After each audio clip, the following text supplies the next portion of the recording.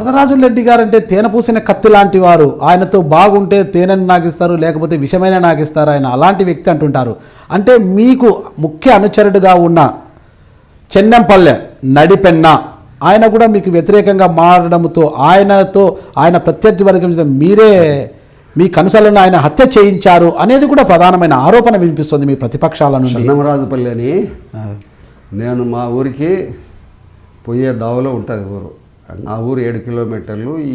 ఈ చెన్నమరాజుపల్లి 3 కిలోమీటర్ల దూరంలో ఉంది. రోజు పోతా వస్తాను నేను ఆ దావలో. చెన్నమరాజుపల్లి అనే విలేజ్ అది ఉప్పర కమ్యూనిటీ. గతంలో ఎప్పుడో ఒక 6-7 హత్యలు జరిగినాయి. ఒక 4 ఏళ్ల కిందట కూడా రీసెంట్గా జరిగినాయి. సున్నపరాజుపల్లి నడిపెన్న అనే వ్యక్తి నాకు నా వర్గానికి ఆపోజిట్. నా వర్గంలో ఉండబడిన వాళ్ళు చిన్నమ్మ పెద్ద సొంతం ఒక తల్లి పిల్లల కొడుకులే నా వర్గంలో ఉన్నారు, ఒక తల్లి పిల్లల కొడుకులే ఆ వర్గంలో ఉన్నారు. నడిపెన్న అనే వ్యక్తి సుబ్బరాయుడు, ఇంకొక పేరు ఏదో పాలెగాడు అంటారు. వాళ్ళ ఊరికి పాలెగాడా? ఊరికి పాలెగాడు ఏదో పాలెగాడు అంటారు, అడ్డ పేరు మనకేం తెలియదు. అది వాళ్ళ ఇద్దరిని గ్రామ ఆధిపత్యం కోసం వాళ్ళిద్దరిని చంపినారు. ఎవరు? నడిపెన్న ఇల్లు చంపినారు. ఇద్దరిని చంపేసినారు. తర్వాత ఒక సంవత్సర కాలానికి మళ్ళా ఈ వర్గం వాళ్ళు నడిపెన్న కొడుకును చంపినారు. నేను నడిపెన్నను చంపించినానంటారు అది ఇంట్లో. నడిపెన్నను చంపించారు, మీరే చంపించారు ఆయన ప్రత్యర్థులతో. ఇప్పుడు నడిపెన్న అనే వ్యక్తులు ఇద్దరు మనుషులను ఇక్కడ ఈ నాకు కావాల్సిన వర్గంలో వాళ్ళని చంపినారు కాబట్టి నా వర్గం వాళ్ళు వాళ్ళని చంపినారు. మీ మద్దతు లేదంటారా వారికి? దాంట్లో నా మద్దతు ఎందుకు ఉండాలి? అవసరం చంపడరా, నేను చూసుకుంటాను, వరద వెనకుండా మీకేమిరా భయం అన్నారంట కదా. నేను మొదటి నుంచి ఈ హత్యా రాజకీయాలకు దూరంగా ఉండేవాని. ఈ యదవ నా కొడుకులు, ఈ ఉప్పరోళ్ళని గురించి, వీళ్ళని గురించి నేను అంత చంపండి, నాకేం వాడు అడ్డం వస్తాడా, ఏం వస్తాడు, వాడు వ్యతిరేకంగా ఓట్లు వేస్తాడు, వీళ్ళు అనుకూలంగా ఓట్లు వేస్తారు, అంతే కదా. దాంతో మనుషులను సంపాదించిన పని ఏముంది? నడిపన్ని అనే వ్యక్తి యువతల నా వర్గానికి సంబంధించిన వాళ్ళని ఇద్దరిని చంపినారు కాబట్టి వీళ్ళు వాళ్ళని చంపినారు. ఇది కౌంటర్ అటాక్ అంతే. హత్యలు చేయించిన అనంతరము తన పేరు లేకోకుండా, తన ప్రస్తావన లేకుండా చేయించుకోవడంలో వరదరాజుల రెడ్డిది అందవేసిన చెయ్యి అని ప్రతిపక్షాలు గట్టిగా వాదిస్తున్నాయి. ఇప్పుడు ఒకటి చెప్తాను చూడండి, నేను ఏ హత్యా రాజకీయాలు, ఏ కొట్టుకోవాలా, ఏ కాళ్ళు చేతులు ఎరగట్టాలి దాంట్లో కూడా నేను వ్యతిరేకిని. ప్రజాస్వామ్య పద్ధతుల్లో ఉండాలా.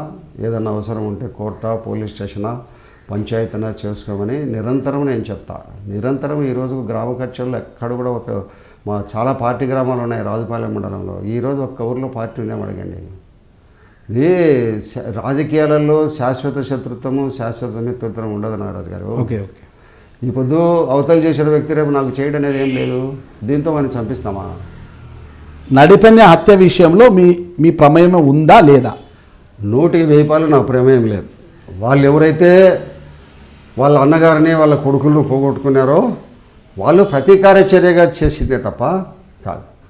అట్లా జరిగిన తర్వాత నేను ఆ విలేజ్ని రాజీ చేసేసినాను.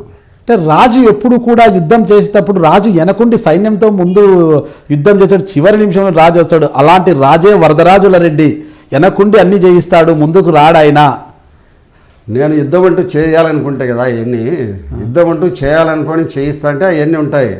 నేను డెమోక్రసీలో ప్రజాస్వామ్య పద్ధతుల్లో పోయేవాని కాబట్టి నాకు అవన్నీ అటువంటి అంత దూరం పోను. నేను ఒకటి చెప్పండి సార్, ఇక్కడ ప్రధానమైన ఆరోపణ మరొకటి కూడా వినిపిస్తోంది మీ ప్రతిపక్షాల నుంచి కూడా. విజయవాడలో అంటే 2011 సమయంలో అనుకుంటాను, విజయవాడలో 100 కోట్లు విలువ చేసే ఒక డిస్ప్యూట్ ల్యాండ్ కొనుగోలు విషయంలో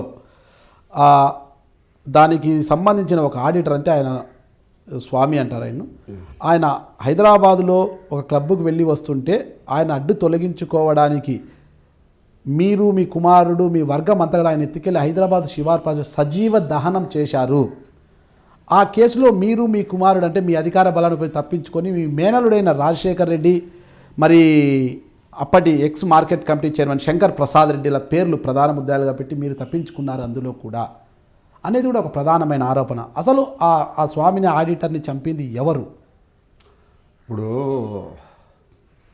నేను బాగున్నాను కాబట్టి నా బంధువులందరూ బాగుండారు, నా బంధువులందరూ తప్పు చేయరు, నా వర్గీయులందరూ తప్పు చేయరని నేను ఎప్పుడు కూడా చెప్పను. నా దగ్గర స్వార్థపరులు ఉంటారు, నిస్వార్థపరులు ఉంటారు, అక్రమార్జన చేయాలనే వాళ్ళు ఉంటారు, రకరకాల ప్రజలు నా దగ్గర ఉంటుంటారు. నేను ఎప్పుడు కూడా ఇస్పెటాకులు ఆడినోనికి పోలీస్ స్టేషన్లో పట్టకపోతే చెప్పను, క్రికెట్ బెట్టింగ్లోనికి పోలీసు వాళ్ళు పట్టకపోతే చెప్పను, మట్కా ఆడేవానికి చెప్పను. పోలీసు వాళ్ళు మీ డ్యూటీ మీరు చేయండి, మీరు మట్కా ఆడియొద్దు, ఇస్పెటాకులు ఆడియొద్దు, క్రికెట్ బెట్టింగ్లు ఆడియొద్దు, ఇవన్నీ న్యాయబద్ధంగా ఉండమని నేను చెప్తా అంటాను. కానీ నా బంధువులందరూ కూడా నాతో న్యాయాలనే ఉంటారని నేనైతే చెప్పను.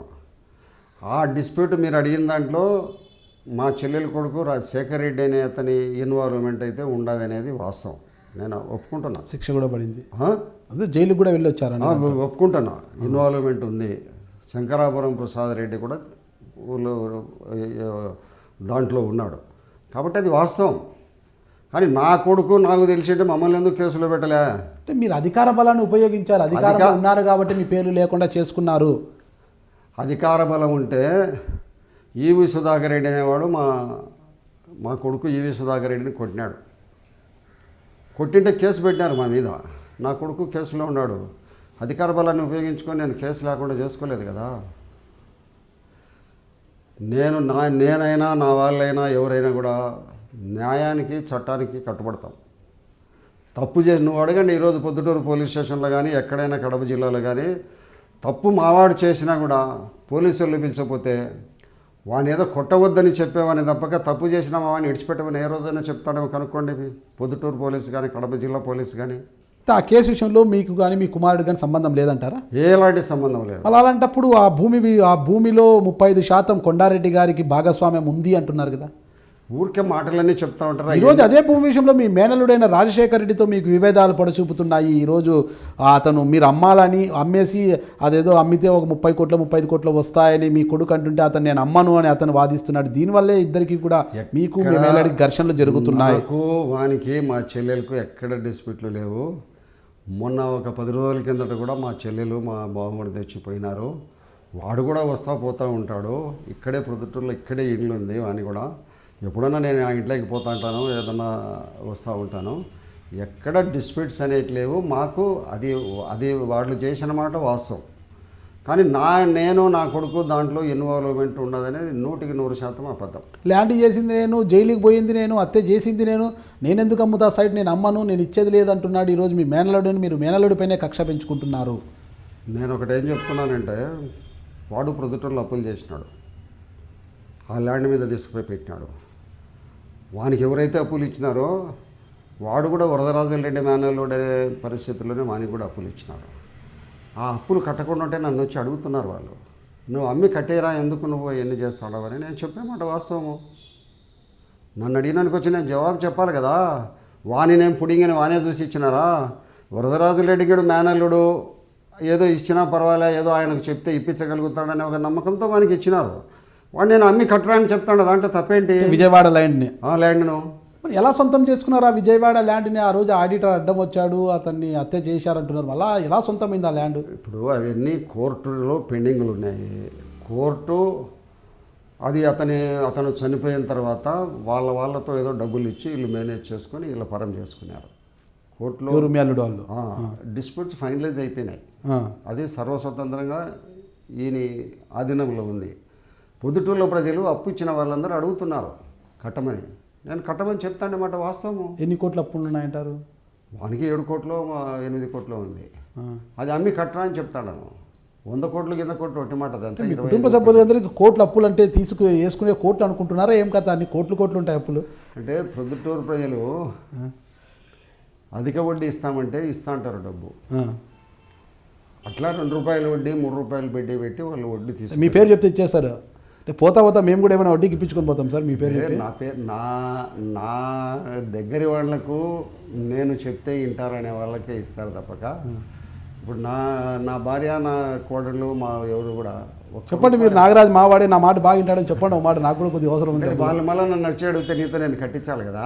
వస్తానండి హైదరాబాద్. శేఖర్ రెడ్డి గారు అయితే నేను ఏదో వాడిని తిడతా కొడతా అయినా కూడా నాకు మేనలుడు కాబట్టి తిడతా కొడతా అయినా కూడా నేను చేయిస్తాను. మళ్ళీ కొట్టేకి నేను దొరకను. నిన్ను వాని కొట్టే రైట్ నాకు ఉంటుంది. అంటే మీరు ఇప్పించినాక కొట్టే రైట్ నా మీద కూడా మీకు వస్తుంది, కానీ నేను దొరకను మీకు. దొరకడమే కాదు నీకు ఇప్పించడము కొట్టేటంత స్థితికి నేను ఎందుకు పోవాలని అనుకుంటాము. అది ఓకే. అనువుగాని చోట అధికులం అని రాదని అట్లా ఎందుకు. వాడు నా చెల్లెలు కొడుకు, వాడు నా మాట వింటాడు. రేపు కాదు కుదరని 4 ఏళ్ళు కొట్టనే కొడతా, అధికారం నాకుంది. వాడు కొట్టినా కూడా మా మామ కొట్టినాడులే అనుకుంటాడు, నా మంచి కోసమే కొట్టినాడు అనుకుంటాడు.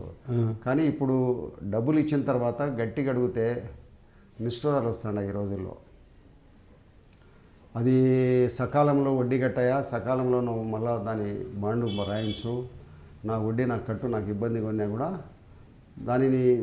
దానిని తప్పుగా అర్థం చేసుకునే పరిస్థితులు ఇప్పుడు వచ్చినాయి. నువ్వు తప్పు అనే మాటను వాడు తప్పు చేసింటే తప్పు అనడం కూడా తప్పు అనే పరిస్థితి వచ్చింది ఇప్పుడు కాలంలో. నేను మీ వరదరాజు రెడ్డిని, పొద్దుటూరు మాజీ ఎమ్మెల్యేను. మీరు చూస్తున్నాడు ఐటీ న్యూస్.